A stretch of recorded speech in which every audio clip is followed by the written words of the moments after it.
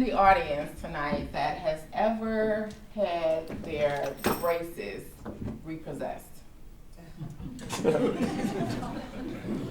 Not one? No? Okay, I guess that's only happened to me. Okay, we'll get back to that. Ellen Johnson Sirleaf says, if your dream does not scare you, then it's just not big enough. Well, my journey scared the heck out of me. My name is Clarissa Charles. I was born in Chicago, and I've been living in Atlanta for 3 years now. Shortly before I came here, my beautiful, wonderful, sweet, dear daughter, who was 27 at the time, said to me, Mom, I know plenty of people who have pursued their dreams with just $25 in their pocket. I thought she had lost her mind. That's not going to be me, I told her.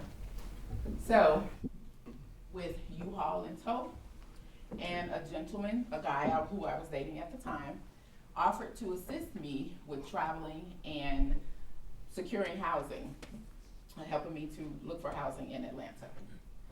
However, I later learned that he had a hidden agenda that did not include me living and pursuing my career in Atlanta.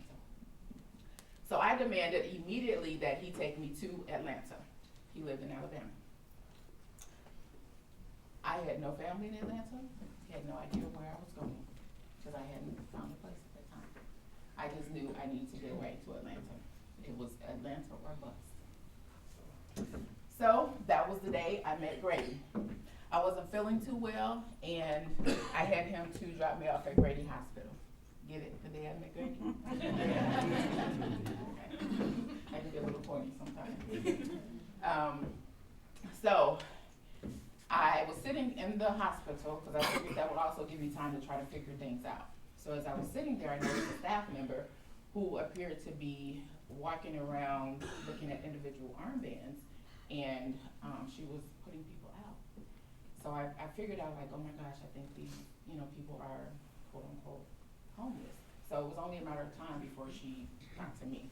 And I'd already seen the doctor, checked out, just was trying to figure it out, where am I gonna go? Because I couldn't imagine laying my head on concrete. So I jumped up. You ever had this feeling in your stomach where it was like queasy, your stomach was just doing flips, and you pretty much felt like you had to go? That was me. So I jumped up, ran to the bathroom, called my daughter, let her know what was going on, and established a quick plan, went to talk to the security officers, sat back down. The staff member came to me, and we made eye contact. She looked at my armband, she said okay, and she walked away. So that feeling went away momentarily.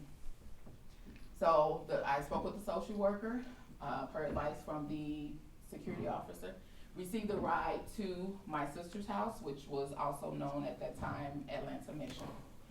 I received a bed there, and that bed was in a room filled with 16 sets of bunk beds for a total of 32 women, and that was only one room. So with my toiletries in one basket and my disinfectants in the other, there were many times I spent in the shower crying. Have you seen those movies where you may see women just breaking down, and there's, just tearing, and they're sliding down in the shower? That was me. That was me. Did someone ask, well, why didn't you call home? Why didn't you call your family or ask for help? Did I hear someone? I thought I heard someone ask that. Okay. I have an answer for you. My brother at the time was an elected official. He was going through, there was some corruption in the neighborhood that he was an alderman for, and it did not include him. And what I didn't want to do was burden him with my situation, or at least give information or ammunition for those who were trying to remove him from his seat, to make my brother look bad. So I never said anything. My son, he was one of those young boys who always wanted to purchase his mother a home, and his professional football career didn't go as he had dreamt. And I just could not share that with him. that time either. So my daughter was the only channel of communication, bless her heart, because she kind of went through this journey with me, although she was in Cincinnati. But she was there with me every step of the way. My family later, they came in later. I actually didn't share this with them until last year, mid last year. So I lived in 2 different shelters. One I lived in twice and navigated also through 4 different room rentals.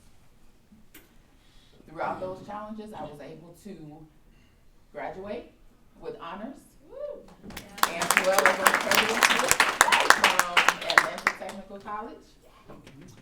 And guess how much money I landed with in Atlanta? $25. Close. 23. That daughter of mine.